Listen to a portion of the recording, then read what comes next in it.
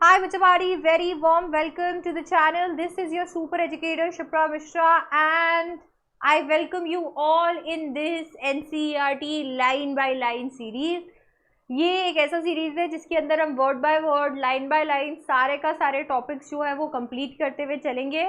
हम अभी पढ़ रहे हैं चैप्टर द टाइगर किंग, जो कि आपकी विस्तास की बुक में है।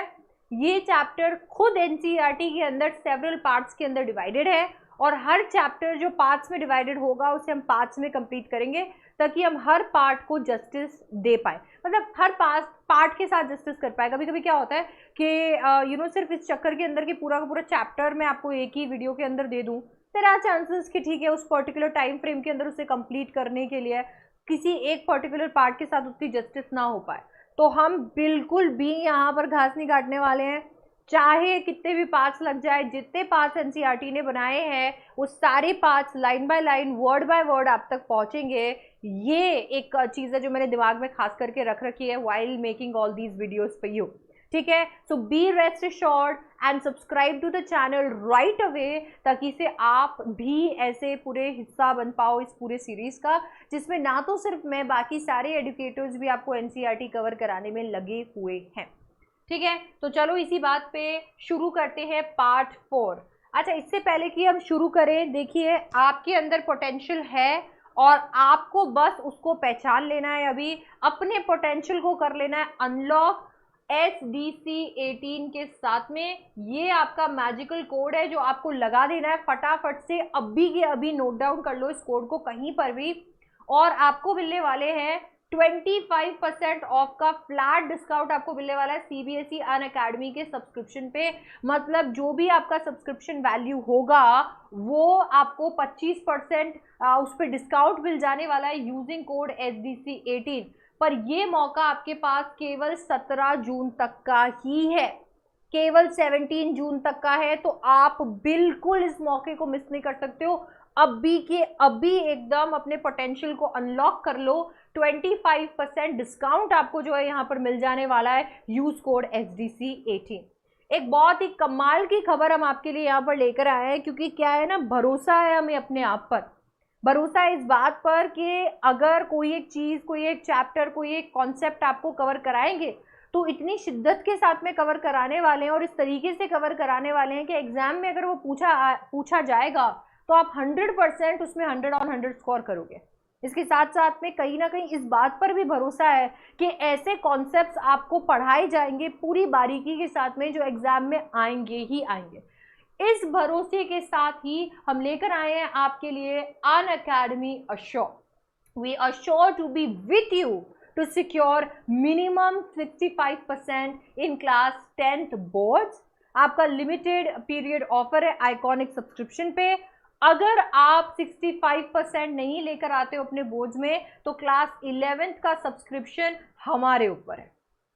That means you will get a free 1-year extension on your subscription. आपके पास में यहाँ पे पूरे टर्म्स एंड कंडीशन लिखे हुए हैं, तो इन केस आपका छोटा भाई बहन 10th में है या फिर कोई अभी 10th के अंदर आया है और सब्सक्रिप्शन सोच रहा है, कंफ्यूज है, then Unacademy assure is for them. तो बिल्कुल आप उन्हें ये सजेस्ट कर सकते हो, SDC 18 कोड लगा लेंगे और आ जाएंगे वो यहाँ पर, और हम पूरा भरोसा दिलाते हैं कि वो बहुत अच्छे मार्क्स से पास होने वाले हैं। चलिए अब इसी बात पे शुरू करते हैं हमारे प्यारे दुलारे चैप्टर को।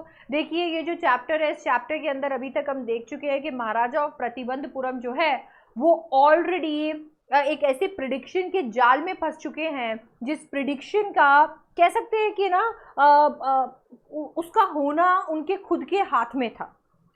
जब वो छोटे थे तो एक प्रिडिक्शन, एक भविष्यवाणी की गई कि उनकी मौत तय है, वो एक ना एक दिन मर जाएंगे और उनकी मौत होने वाली है 100वें टाइगर से। ना तो वो 100वें टाइगर्स तक पहुंचते और ना उनकी मौत होती, पर इस प्रिडिक्शन को उन्होंने एक चैलेंज के जैसे ले लिया और उन्होंने टाइगर हंटिंग शुरू कर दिया।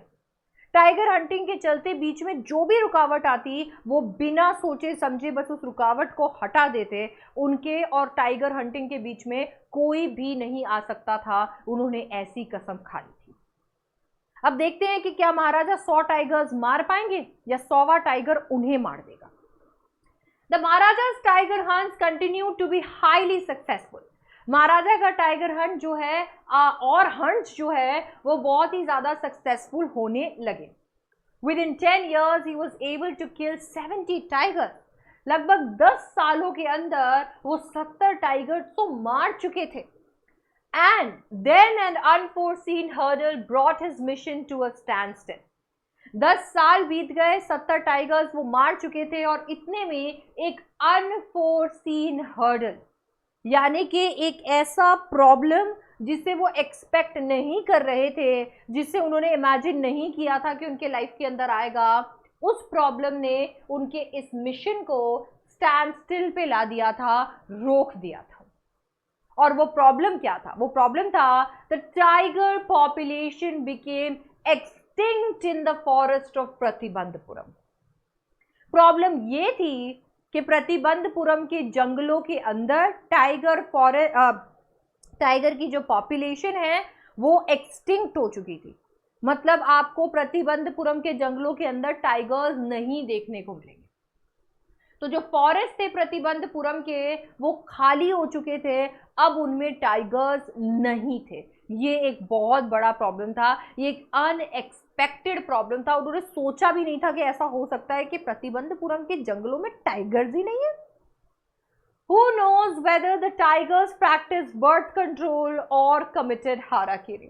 यहाँ पर से हमें पता चलता है कि किस तरीके से कल्कि ने जो ये पूरा का पूरा चैप्टर लिखा है उसके अंदर हंसी मजाक कह सकते हैं, सटायर, ह्यूमर जो है वो डाला है, ताकि से बड़े इशू को ह्यूमर की मदद से हमें समझाया जा सके। तो इस लाइन के अंदर हमारे ऑथर एम्फसाइज कर रहे हैं कि इतना ज़्यादा कह सकते हैं ना बौखला गया था टाइगर किंग या महाराजा ऑफ प्रतिबंधपुरम इस प्रॉब्लम से कि वो सोच नहीं पा रहा था। He was not in his correct mind, वो अपने करेक्ट माइंड में नहीं था।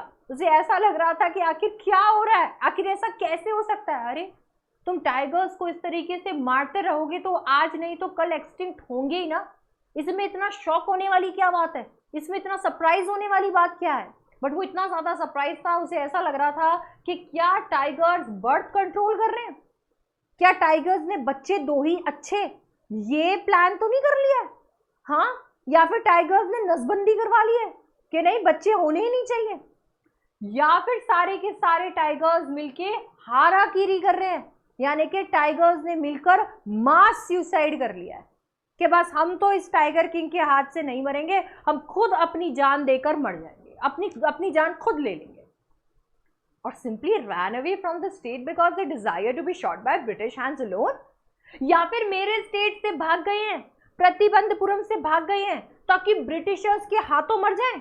हाँ, क्या हो रहा है ये? वो सोच रहा था कि यार ये टाइगर्स आखिर कहाँ चले गए, ये टाइगर्स के बच्चे क्यों नहीं देखने को मिल रहे, पॉपुलेशन कैसे एक्सटिंक्ट हो सकती है, क्या उन्होंने सुसाइड तो नहीं कर लिया, या फिर यहाँ से भागकर किसी और स्टेट में तो नहीं चले गए जहाँ पर ब्रिटिशर्स के हाथों मरेंगे कि नहीं अब हम महाराजा और प्रतिबंधपुरम के नहीं, अब तो हम ब्रिटिशर्स के हाथों ही मरेंगे। बेसिकली यहाँ पर ये जोक है, ये इतना ज़्यादा सीरियस नहीं है। One day the maharaja sent for the dewan. इस प्रॉब्लम को देखते हुए इसका सोल्यूशन ढूंढना काफ़ी ज़्यादा ज़रूरी हो गया था। ये प्रॉब्लम इतना बड़ा था कि इससे महाराजा की कसम जो है वो टूट सकती थी, एंड दैट इज़ वाई एक दिन उन्होंने दीवान के लिए बुलावा भेजा। दीवान Sahib, aren't you aware of the fact that 30 tigers still remain to be shot down by this gun of mine? हाँ दीवान साहिब, क्या आपको पता नहीं है कि अभी भी मेरी इस गन से 30 टाइगर्स शूट होना बाकी है?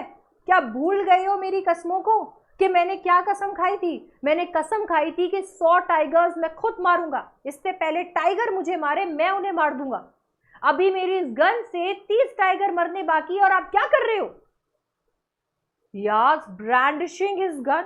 अब यार अपनी गन को चमकाते वक्त, अपने गन को साफ करते वक्त ऐसे करके अगर कोई बोलेगा तो सामने वाला क्या जवाब देगा? Shuddering at the sight of the gun, Diwan cried out, Your Majesty, I am not a tiger. Shuddering यानी कपकपाना। उन्होंने जैसे ही दीवान साहिब ने जैसे ही यहाँ पर महाराजा के हाथ में गन देखी, गन को देखकर वो तो कपकपा गए। और कब ऐसे कांपते कांपते बोले मैजेस्टी, अरे महाराज मैं थोड़ी टाइगर हूँ जो आप ये गन मेरे तरफ कर रहे हो। Which idiot would call you a tiger? अरे कौन बेवकूफ तुझे tiger बुलाएगा? And I am not a gun.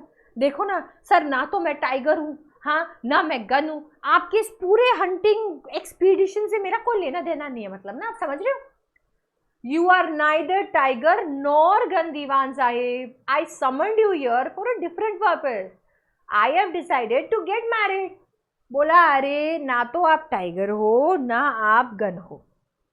दीवान साहिब मैंने यहाँ पर आपको समन यानी कि बुलावा भेजा था। मैंने यहाँ पे आपको एक डिफरेंट पर्पस के लिए बुलाया है और वो डिफरेंट पर्पस ये है, I have decided to get married. मैंने डिसाइड कर लिया है कि मैं शादी करूंगा। शादी करूंगा? ओके। दीवान began to babble even more. Your Majesty, I have 2 wives already. If I marry you, दीवान साहिब ने कहा, अरे महाराज मेरी तो 2 बीवियां पहले से ही है, मैं आपसे कैसे शादी कर लूं? Don't talk nonsense. Why should I marry you? What I want is a tiger. अरे पागल हो गया हो क्या? हाँ क्या बकवास कर रहे हो? मैं तुमसे शादी क्यों करूंगा? मुझे तो एक टाइगर चाहिए। अब यहाँ पे बकवास कर रहा था। बैबल का मतलब बड़बड़ाना, बकवास करना। डोंट टॉक नॉनसेंस का मतलब भी हो गया बकवास करना। Your majesty please think it over. Your ancestors were married to the sword. If you like marry the gun. A tiger king is more than enough for the state. It doesn't need a tiger queen as well. बोला अरे your majesty, अरे महाराज please थोड़ा रहम करो, हाँ please एक बार वापस सोच लो इस बारे में। आपके एंसेस्टर्स यानी कि पूर्वज जो है उन्होंने तलवार से शादी करी थी। अगर आप चाहो तो आप गन से शादी कर लो। इस राज्य के लिए एक टाइगर किंग बहुत है, इस राज्य को एक टाइगर क्वीन नहीं चाहिए। The Maharaja gave a loud crack of laughter. महाराजा जोर जोर से हंसने लगे। दीवान Sahib, I am not thinking of marrying either a tiger or a gun, but a girl from the ranks of human being.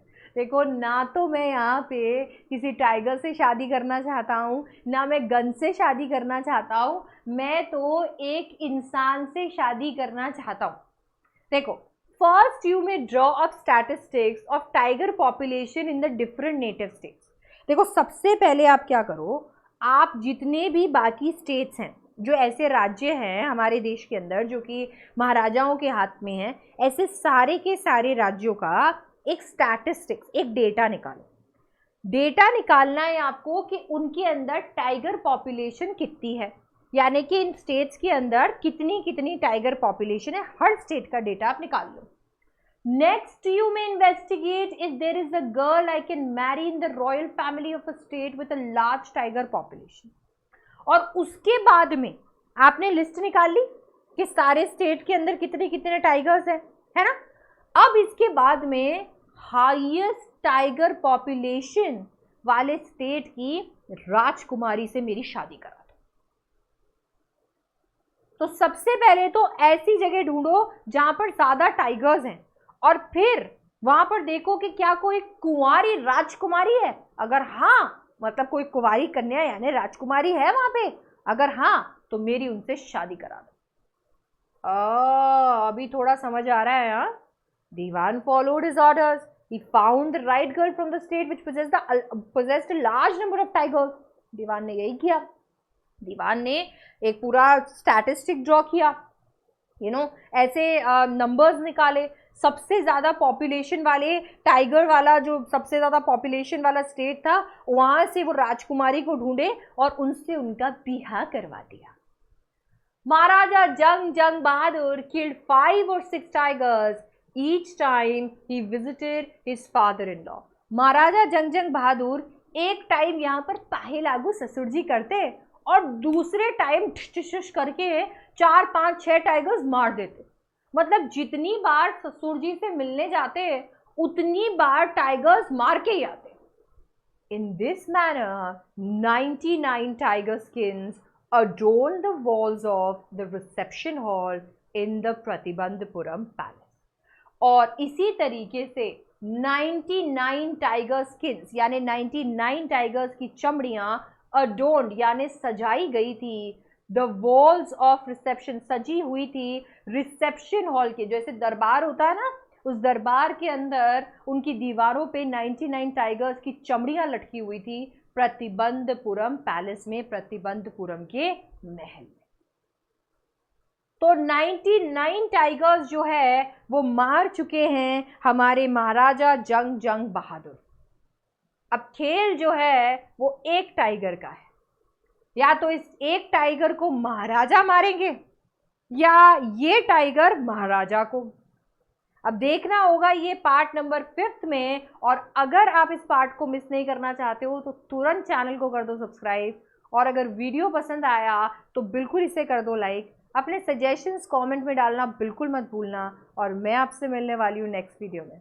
Till then bye bye, take care.